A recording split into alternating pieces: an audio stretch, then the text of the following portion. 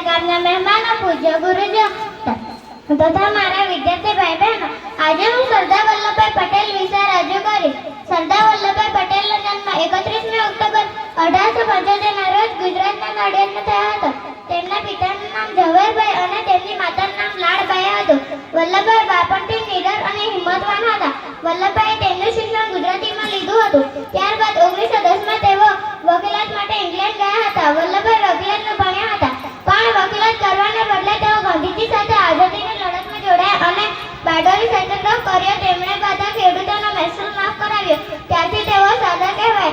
આપણા લોક લાડીલા અને આઝાદીની ચળવળમાં મહત્વનો ભાગ ભજવનાર સરદાર વલ્લભભાઈ પટેલને આપણે આટલા વર્ષો પછી પણ ભૂલી શક્યા તેમ નથી. સરદાર વલ્લભભાઈ પટેલ દેશના નાયબ વડાપ્રધાન અને ગૃહપ્રધાન બન્યા. તેમણે બધા દેશી રાજ્યોને જોડી દેવાનું કામ પાર પાડ્યું. ત્યારથી તેઓ લોખંડી પુરુષ કહેવાય.